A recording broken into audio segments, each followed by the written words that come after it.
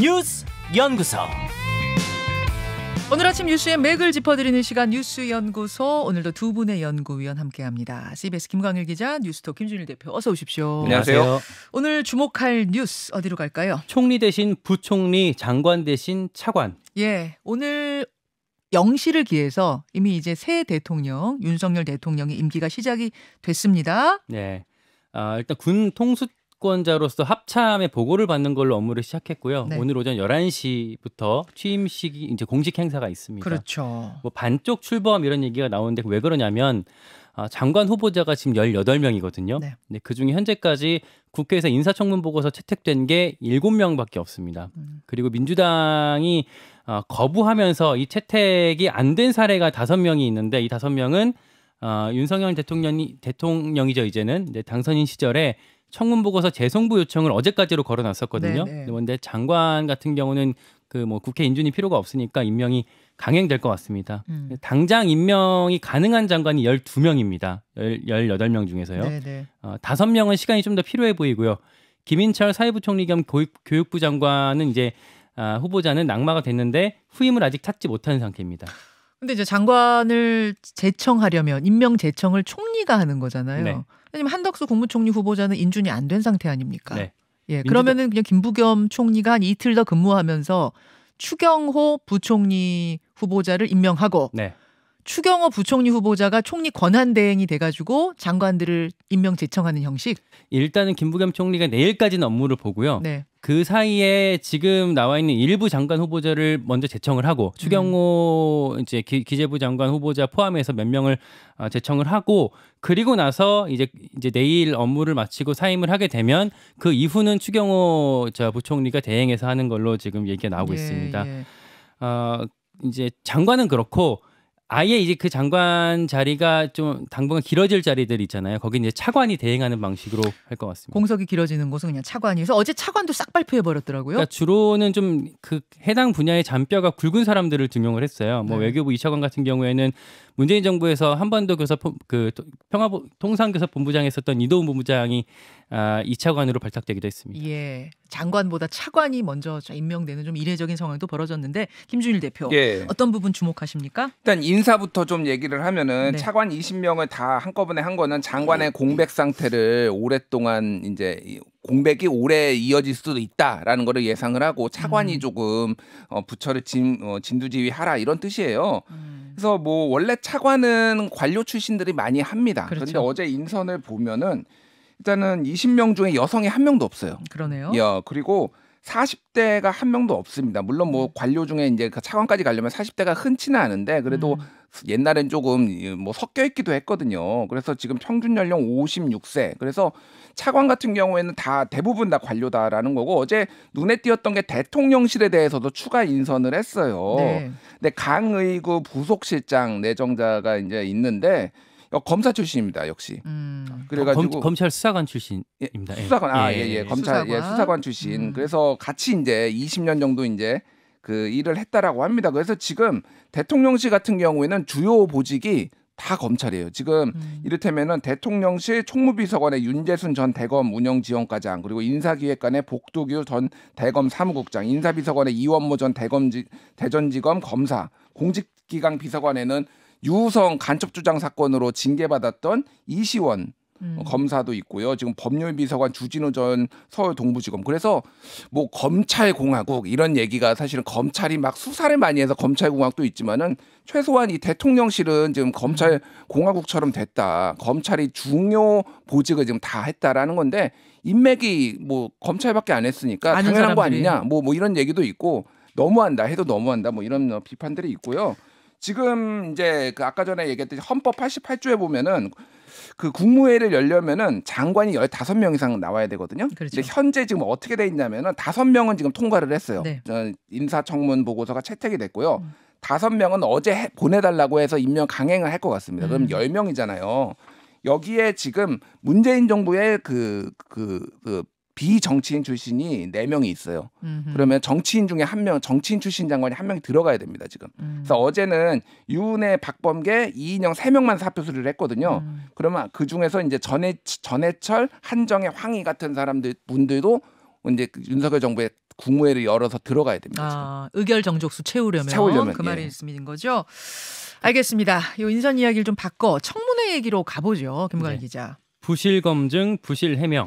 한동훈 법무부 장관 후보자 인사청문회 어제 뜨거웠습니다. 분위기를 잠깐 좀 보고 싶은데요.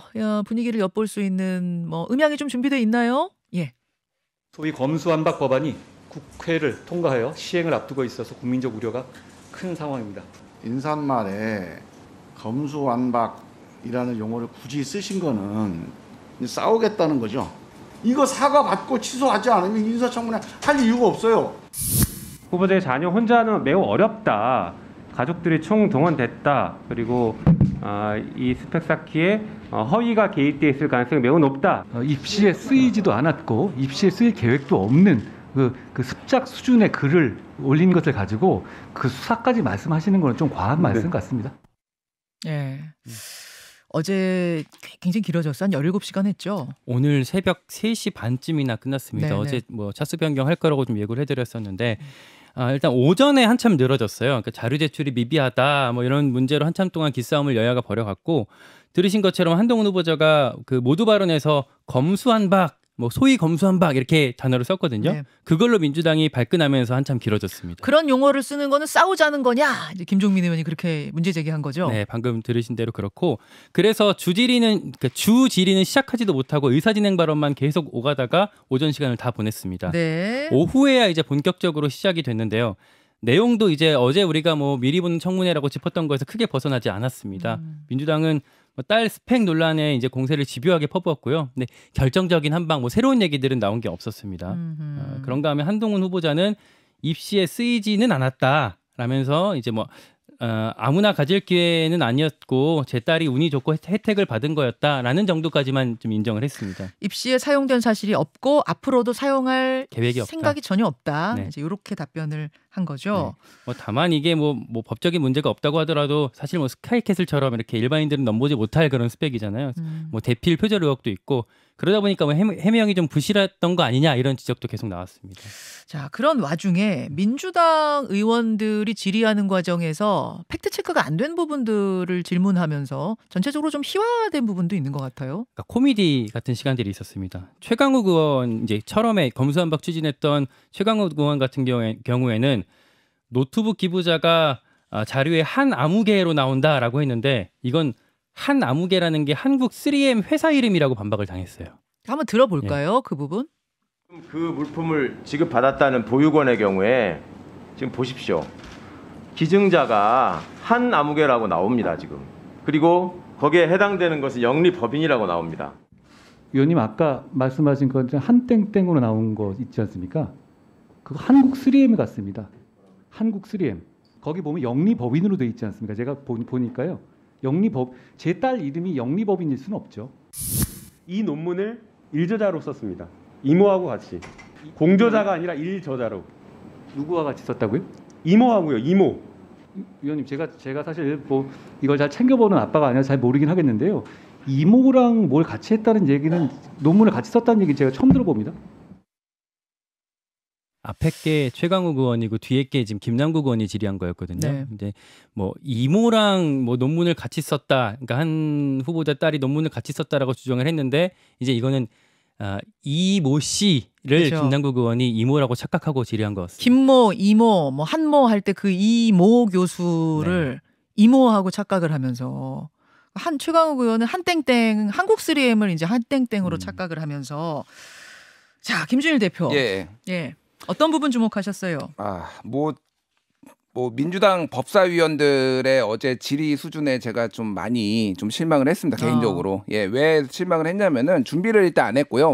기본적인 팩트가 틀린 것도 있고 이미 언론에 나온 지 한참 된 거거든요. 그 기부한 곳이 회사다라는 얘기는 이미 지난주에 다 나오지 않았어요? 그러니까 거기에 이제 3M이 그거 했고요. 그 밑에 이제 교육봉사, 피스 오브 탤런트 이렇게 적혀 있어요. 이게 이제 한동훈 자녀 딸이 소속해 있는 봉사단이고 이거를 이제 이를테면은 돋보이게 해가지고 이를테면 입시에 활용하려고 했고 그걸로 기사를 썼다 이런 걸로 해서 그럼 한동훈 후보자가 봉사한 것은 미담이다라고 하면은 그럼 엄마 찬스로 그러면 그 컴퓨터 50대 받은 게 미담이냐 뭐 이런 식으로 질의가 나가야 되는데 이게 공정하지 않다 이런 걸로 나가야 되는데 그냥 3M 하나 틀려버리면서 모든 게 다 그냥 희화화돼 버린 거 있고요.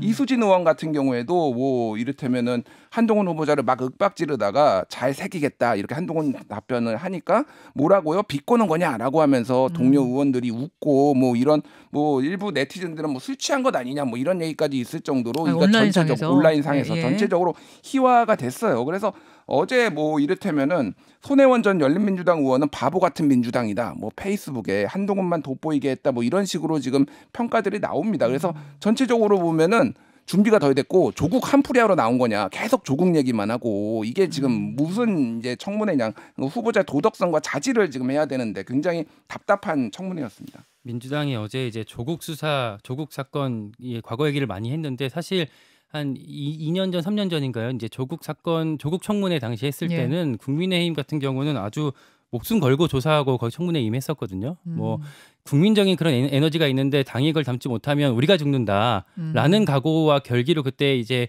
했었는데 반면 어제 민주당이 보였었던 모습은 계속 나왔던 언론의 그 보도를 답습하고 뭐 목에 이렇게 핏대 세우기만 했지 새로 이렇게 자체적으로 조사해서 내놓은 건 거의 없었거든요. 게다가 언론에 나온 것조차도 지금 팩트 체크가 안 된 것들이 있었던 거잖아요. 그러니까 청문 정국이랑 검수완박을 추진했던 시기가 겹치는데 그러면서 이제 실기한 거 아닌가 싶습니다. 이 과정들을 좀 다시 스스로 물어보고 평가하고 재정비해야 되지 않을까 싶습니다. 그래서 뭐 민주당 지지층으로부터도 지금 좀 비판을 받고 있더라고요. 네, 상당합니다. 그렇죠. 네.